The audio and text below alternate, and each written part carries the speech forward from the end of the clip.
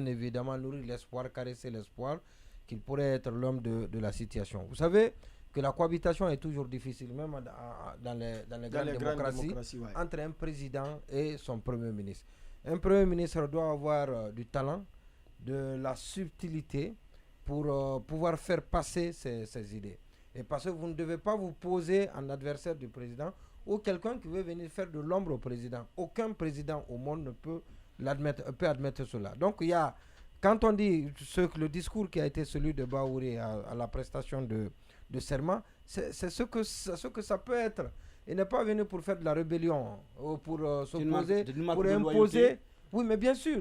C'est pour ça. C'est pas un adversaire à Mamadi quand même. Non, pas du tout. Pas du tout. Il n'a pas choisi pour qu'après il vienne lui dire non, je ne suis pas d'accord et qu'il monte sur tous les créneaux pour dire non, ce que vous dites là, ce n'est pas ça. Et ce que vous avez fait, je ne suis pas d'accord avec vous. Non, il l'a pas. Et c'est lui qui l'a nommé. Il l'a pas nommé pour ça. Il l'a nommé pour exécuter, pour appliquer sa politique, sa volonté. Ouais. Et cette volonté, cette politique qu'on lui soumet, peut ne pas être la bonne politique, mais c'est à lui, Premier ministre, qui est le collaborateur du président. Et ça se passe d'ailleurs dans toute collaboration. Quand vous pensez que ton collaborateur n'est pas sur le droit chemin, vous avez cette façon de le ramener à l'ordre pour lui dire le langage qui sied en pareille circonstance, diplomatique. Justement, diplomatiquement, pour le faire, pour l'amener à comprendre. Et on en a évoqué ici dans cette émission plusieurs cas. Quand le président, à l'époque,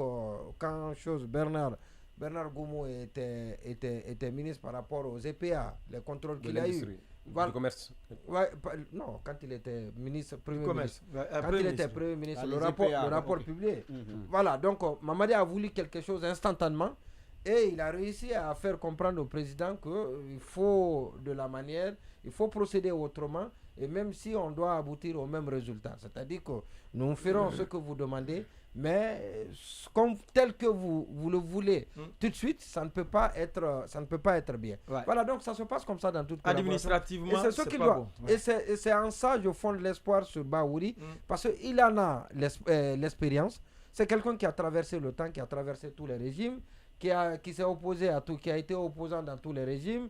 Avant de la mutation dont je parle, la métamorphose dont je parle, c'est son caractère à lui. C'est-à-dire qu'il a remis en cause. Et ça se passe. D'ailleurs, toute personne, vous pensez que cette ligne, elle n'est pas bonne. Ouais. Et donc, vous adoptez une autre ligne.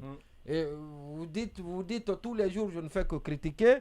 Et malheureusement que ça ne produit pas, alors je vais procéder autrement pour que mon message passe et que mon message soit accepté. Et certainement, c'est ce qu'il a fait.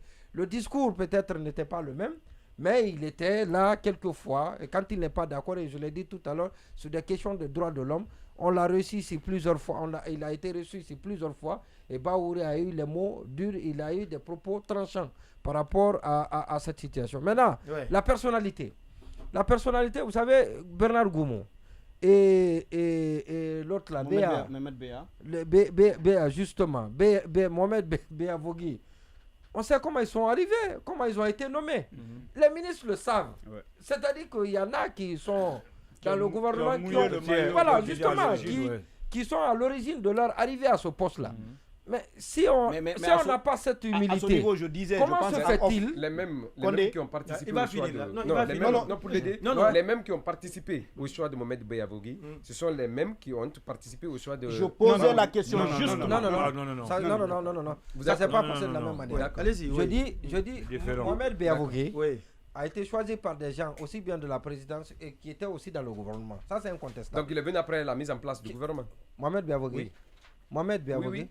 Non, Mohamed Béavogui n'est pas venu après la mise en place. Il y a eu des commissions qui ont été mises en place. Il y a eu des commissions qui ont été mises en place. Et ces mêmes commissions, les gens qui animaient ces commissions ont été nommés dans le gouvernement. Après. Voilà, qui ont interrogé Mohamed Béavogui. Exactement. Et qui, voilà, devant laquelle commission Mohamed Béavogui est passé pour décliner son programme, son projet. Et ceux-ci sont devenus ministres après. Donc c'est de ça que je parle. Et l'autre là, comment il s'appelle? Goumou. Goumou, il était dans le gouvernement.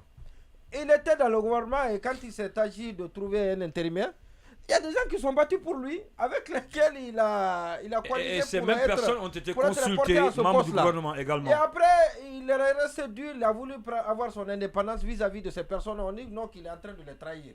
Et donc, ils ont formé un clan pour le combattre parce qu'ils ont estimé qu'ils n'étaient pas en train de servir leur cause et pourtant ils se sont battus ensemble. Certaines de ces personnes demeurent forts même en étant en dehors du gouvernement. Je ne veux pas citer les noms. Ne veux pas citer les noms. Et rien ne dit que ce que Marwan a dit, rien ne dit que ces personnes en étant en dehors du gouvernement n'ont pas contribué à la nomination. Non. En tout cas, tous ceux qui sont dans le gouvernement. Non, je l'ai relevé. Il n'y a aucune preuve qui dit que les mêmes personnes ne sont pas impliquées dans la nomination. Tous ceux qui sont dans le gouvernement sont loin du choix de Bahouri. L'avenir nous le dira. Mais le gouvernement n'est pas en place encore. Non, tous ceux qui sont dans le gouvernement dissous sont loin du choix de Bahouri. Donc c'est de ça que je parle. D'accord. Maintenant, et ça, je dis la manière et la façon dont les gens ont été propulsés. Nous savons, Bahouri, ce n'est pas le cas. Selon plusieurs indiscrétions. Même si c'était le cas, Bahouri, lui, ne le sait pas. Et l'autre chose, Bahouri ne le sait pas. Il ne le sait pas. Et l'autre chose, maintenant, c'est par rapport aux acteurs politiques.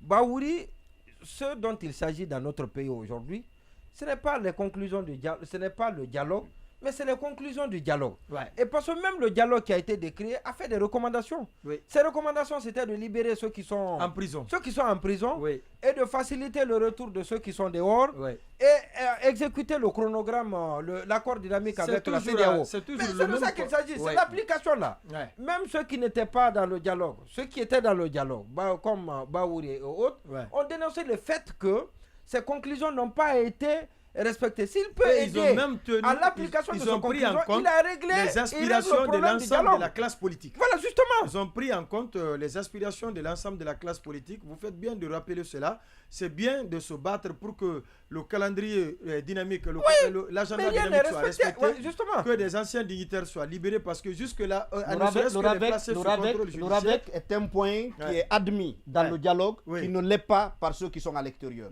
C'est une différence. L'ORAVEC. J'ai dit... Non, vous prenez des points. Vous êtes en train de prendre des points de résolution. Mais le retour à l'ordre constitutionnel... Oui, mais l'ORAVEC... Son point fait partie. C'est-à-dire qu'il y a l'ORAVEC bas. Il y a autre chose bas. On avait dit qu'il faut appliquer pour que, au terme de 2 ans... L'ORAVEC joue sur le délai. L'ORAVEC, c'est un élément. Mais les éléments essentiels... On n'était pas dans cette logique-là. Les éléments essentiels... Pour le retour à l'ordre constitutionnel... Non, les éléments essentiels qui crispent aujourd'hui le climat politique, c'est d'abord... le fait que la transition gère... Il n'y a pas de référendum. Non, le CNRD gère le pays de façon unilatérale. On a fait des recommandations que cela cesse. Ça c'est dans le rapport. La libération, surtout des anciens dignitaires qui crispent, parce que le RPG Arc-en-Ciel pense... Qui ont bénéficié, il y a cet aspect. Il y a également... au moins. Voilà. Il y a également le retour des exilés, notamment Cellou Dalein Diallo, Sidya Touré, de faciliter leur retour. Maintenant, également, faire en sorte que l'agenda, le compromis dynamique soit respecté à la lettre. En décembre 2020. Vous savez, bien entendu. Donc, ça veut dire qu'on aborde le chronogramme. Bien entendu. Avec les 10 points. Oui. Voilà. Si vous intégrez l'ORAVEC là-dedans, c'est pas évident que vous alliez à l'élection en décembre 2024. Alors, justement, ce qu'on demande à Bahouri, c'est de nous permettre d'organiser les élections au bout du chronogramme, comme on appelle, être conforme au chronogramme. Si cela, matériel, pratiquement, ça va être... pour ma part un peu difficile, de toutes les façons qu'on nous dise quelque chose qu'on aille d'abord vers la décrispation. Absolument. C'est important. Oui, justement. Avec quel acteur? Oui. Non, avec quel acteur? Je vous pose la question, M. Bakar Condé, la décrispation avec quel acteur? De tous les acteurs. La décrispation, avec quel acteur? La décrispation ne veut pas dire forcément il faut faire venir je vais juste, M. Monument, ne soyons pas dupes. L'intérieur, il faut que les gens de l'intérieur acceptent de se parler. Bahouri dans ce studio. Ceux qui sont sous contrôle judiciaire, depuis 2 ans, contre lesquels on n'a absolument rien trouvé. Non, qui sont en prison. Il faut lever. Non, d'abord ceux qui sont sous contrôle judiciaire. Les anciens dignitaires qui sont sous contrôle judiciaire. Maintenant, contre lesquels on n'a absolument rien trouvé, il faut lever le contrôle judiciaire. Il faut leur permettre de se déplacer. Il faut dégeler leur compte bancaire. De bouger comme ils veulent. Maintenant, ceux qui sont en prison et qui ont bénéficié plus d'une fois comment on appelle, des mises à liberté sous contrôle judiciaire, maintenant de les libérer. Mais ça ne veut pas dire, et tout ça c'est une preuve de décrispation. Mais ça vient progressivement, graduellement. Mais ça ne peut pas être décrété. C'est-à-dire que qu'on le veuille aujourd'hui, et donc que tout ce qui est de notre bon vouloir, que cela soit exécuté et instantanément, ça c'est impossible. Alors encore une fois, je suis convaincu de quelque chose et je ne vais pas Je ne vais pas le regretter, je ne vais pas être désagréablement surpris. Et voilà, donc moi je ne vais pas jouer au Kassan. Donc je dis bien que Bahouri... Qui le fait? Marwan et Sanso. Je joue aux oiseaux de mauvaise augure. Voilà, autour de ce plateau-là. Alors donc je dis qu'encore une fois, Bahouri, il a l'étoffe nécessaire, il a le bagou, il a l'expérience, il a le talent pour mener cette transition. Et c'est la personne qui peut être le bon interlocuteur des militaires parce qu'il peut avoir le langage pour amener les interlocuteurs à comprendre la situation, à lire le tableau que nous savons lire et que malheureusement qui est caricaturé et qui est tronqué et que ce tableau n'est pas bien lu peut-être du fait de ceux qui souffrent dans l'oreille et ceux qui ont l'attention des dirigeants. Je ne pense pas qu'il soit ce béni oui, comme les autres l'ont. Il ne faut pas qu'on soit dupe dans ce studio. Sur la question du dialogue national, on connaît la position de Bahouri, sa position initiale. À moins qu'il ne vienne encore se dédire devant tout le monde. Parce que sur la question judiciaire concernant Erguiné, on l'a interrogé dans ce studio. Il a dit qu'il ne se mêle pas, qu'il ne parle pas de tout ce qui est pendant devant la justice. Il disait que les acteurs qui ont à maille à partir avec la justice, de régler leurs différends avec la justice. Je vois très mal cet homme tenir un discours fédérateur, un discours rassembleur, autour duquel on peut retrouver il y a d'abord ce problème d'ego. Je vous ai dit tout à l'heure dans ma narration. C'est ce qui va nous sortir de la crise. Je vais vous dire dans ma narration. Si Bahouri, non mais non laisse-moi aller. Je vous ai dit non, je vous dis Bonima, vous avez eu votre temps. Je vous ai dit tout à l'heure. Mon plus gros malheur, le plus gros malheur que je puisse souhaiter à Bahouri, c'est de réussir sa mission, c'est de réussir cette transition. Je vous ai dit que le véritable problème de Bahouri, c'est lui-même. S'il accepte de se départir des préjugés, des rancunes, des rancœurs ou de tout ce qu'il a comme illusion dans la tête, je pense qu'il fera et il sera bon Premier ministre. Mais je peux me tromper. Certainement, comme l'a dit tout à l'heure Monument, on peut avoir une mauvaise lecture. Mais toute mauvaise lecture peut être aussi dépendante d'une mauvaise présentation. Et ça, je pense qu'avec ça, ce que je suis en train de dire, Bahouri a moins de chances pour pouvoir faire mieux que ses prédécesseurs. Monsieur Aboukar Koné, il y a un calcul. Vous prenez du point de vue âge, ce qui échappe certainement à tout le monde. Bahouri sait qu'aujourd'hui, il tient pour seul responsable de toute sa traversée du désert qui est Selou. Il pense que c'est l'UFDG et Selou Dalein qui sont les sources de ses malheurs et de tout ce qu'il a traversé. Ça, c'est un problème. Le deuxième problème, il sait que lui, Bahouri, il ne peut exceller, il ne peut être grand leader que sur les décombres ou sur les cendres ou sur le cadavre de Selou. Mais Bahouri n'est pas nommé quand même pour faire après la guerre contre l'UFDG ou encore Selou Dalein. Je pense que c'est pas sa mission. On le jugera au pied du mur. Je suis dans une projection. Dans 3 ans, dans 5 ans, s'il n'y a pas d'élection, ça tourne en faveur de Bahouri. Dans 3 ans, il aura aux alentours, il aura 70 ans, autour de 70 ans.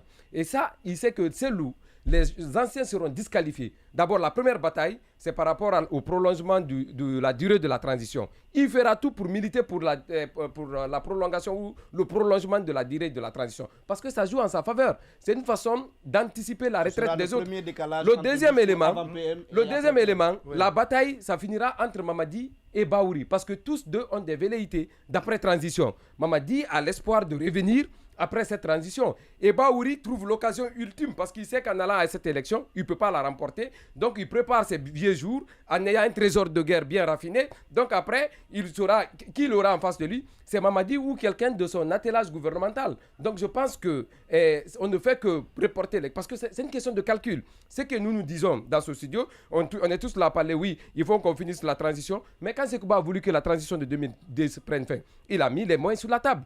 Je pense qu'avec Mamadi, on est sur des combines. Qui pour succéder et quoi avec qui pour faire le futur. Donc on est dans ces calculs. Je pense que actuellement cette transition là elle est plombée et le véritable problème c'est Mamadi et le CNRD. Je le dis et j'assume. Ce sont les véritables problèmes de cette transition. On peut essayer avec n'importe quel Premier ministre, mais ça ne pourra pas réussir. Parce que ces gens-là, ils sont dans le futur, ils sont dans la réflexion. C'est d'abord l'après-pouvoir et comment retourner aux affaires. C'est ce qui fera crisper cette transition. Oui. Alors, je suis d'accord avec Marwan sur un point. C'est que cette transition, le seul patron à bord, c'est le général Mamadi Doumbouya. Ça, tout le monde le sait. S'il a envie d'organiser de respecter les engagements du départ. Ces engagements-là seront respectés et on ira à bon port. Ça, c'est une évidence. Aujourd'hui, il y a d'abord le contexte. Il ne faut jamais l'oublier. Bahouri vient d'être nommé dans un contexte où on pense qu'il était de la mouvance présidentielle de cette transition, c'est-à-dire des acteurs politiques qui accompagnent la transition de façon, on va dire, d'ailleurs ouverte. Ça, il a été taxé à un moment donné d'acteurs accommodants qui accompagnent cette transition. Il est nommé dans ce cadre-là. Ceux qui sont considérés entre griffes comme étant l'opposition à cette transition ou de cette transition, aujourd'hui vont tout simplement estimer que c'est une prolongation, c'est-à-dire le colonel Mamadi Doumbouya a nommé quelqu'un qui est dans son esprit, quelqu'un qui l'accompagne, quelqu'un qui peut faire les choses comme il le souhaite. Ça, c'est ce dessin ou ces caricatures en tout cas qui se présentent en termes de configuration. Maintenant, tout va dépendre de sa personne. C'est-à-dire, aujourd'hui, Bahouri n'est plus un acteur politique, il est Premier ministre, chef du gouvernement d'une transition. Une transition, je mets un curseur sur ça parce qu'on suppose que, en réalité, dans les faits, c'est le Premier ministre qui doit diriger le pays parce que le colonel, étant président de transition et militaire, on suppose que sa main politique ou sa main technique va être le Premier ministre Bahouri. Donc, à Bahouri de rassurer le camp d'en face, ceux qui l'ont considéré très longtemps comme étant un allié à ce pouvoir, pour leur dire « je suis aujourd'hui Premier ministre ». Ce qui s'est passé entre nous, ou peu importe les des dessins ou des images que vous retenez de moi, aujourd'hui, j'ai ma mission. Pour réussir ma mission, vous êtes des acteurs clés. Cette transition, elle est éminemment politique et nous pensons que si on veut qu'elle soit inclusive, le top départ doit être donné par lui-même. Une rencontre, c'est-à-dire qu'il aille d'abord vers ceux qui sont considérés aujourd'hui comme des acteurs, on va dire, radicaux ou opposés à cette transition. Que lui-même, qu'il parte vers ces acteurs-là pour leur dire, il a parlé de nouveau souffle. Donc, c'est à lui de leur dire, la donne a changé. Je viens vers vous, je tends ma main, nous sommes ouverts, je veux qu'on discute, je ne peux réussir sans votre concours. Avec vous, nous avons la possibilité d'avoir, si vous voulez, le vrai chemin pour la sortie de cette transition. En le faisant, je pense que quel qu'en soit ce qu'on lui reproche, si la démarche elle est cohérente, si les engagements affichés vont dans le sens de l'organisation des élections libres et crédibles à date conformément aux engagements du CNRD, je ne vois pas qui pourrait bien le rejeter pour ça. On ne va pas le rejeter parce qu'il s'appelle Bahouri ou parce qu'il a été de l'autre côté il y a quelques mois. Si lui-même, il se montre déterminé à aller vers ces gens, à organiser un dialogue inclusif, je pense qu'il aura reçu un pari. C'est donc un défi qu'il doit relever. Ce défi-là, je pense que sa personnalité va définir la suite de la transition. L'autre point, le dernier point que je voulais évoquer, allez-y. Ça, c'est par rapport au président lui-même. Lorsque vous avez des ministres qui prennent des injonctions ou qui partent directement à la présidence ou qui agissent en commun accord dans le dos du Premier ministre avec le président, ça va poser un problème.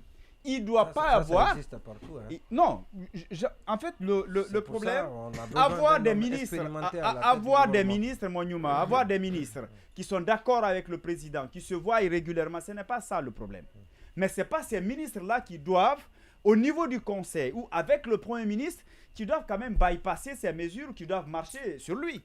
Parce que ça, on l'a vu entre ça, on n'y peut rien. Il y a de ces départements... C'était le comble de la défiance. Mais bien sûr, donc il y a de ces départements, c'est clair, qui, ces ministres-là, auront obligatoirement des relations avec le président. Nulle part dans le monde entier. Charles.